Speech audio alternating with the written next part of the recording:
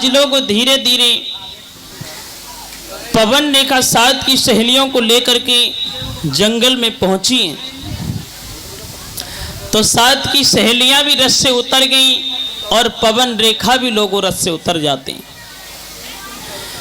लेकिन जब पवन रेखा रथ से उतर गई, अपनी साथ की सहेलियों के लिए बहुत पीछे छोड़ दिया, आगे को बढ़ती चली गई, बहुत दूर निकल गई लोगों पवन रेखा साथ की सहेलियों से,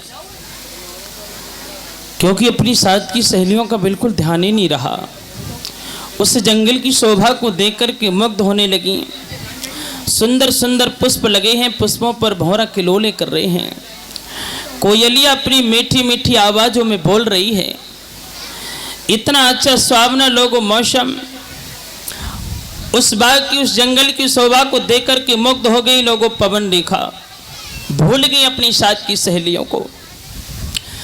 और जब साथ की सहेलियों को भूल गई, आज पवन रेखा डरने लगी। जैसी शेर की दहाड़ सुनी है पवन रेखा ने, तो कांपने लगी और अपनी साथ की सहेलियों के लिए आवाज लगाने लगी, बहनाओ मुझे बचाओ, बहनाओ मुझे बचाओ। लेकिन कोई भी नहीं था पीछे।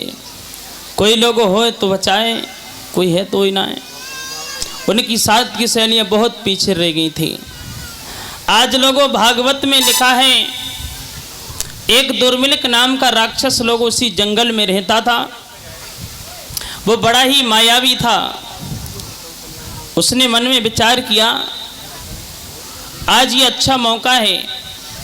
उसी समय दुर्मिलक नाम का राक्षस महाराज उग्रसेन के वेश में आकर के मैया पवन रेखा के सामने आकर के खड़ा हो गया और कहने लगा, तुम चिंता ना करो, तुम चिंता ना करो, मैं तुम्हारी रक्षा करने के लिए चला आया। लेकिन पवन रेखा भी नहीं समझ पाई, क्योंकि वो ये समझने लगी हो सकता है इन्हें हमारे बिना अच्छो ना लगो घर में, इसलिए हमारे पीछे पीछे चले आए। लेकिन पवन रेखा को ये ज्ञान नहीं था ये कोई राक्षस है लोगों। लेकिन पवन रेखा के भेष में आकर के लोगों भागवत में लिखा है कि धोखे से बानी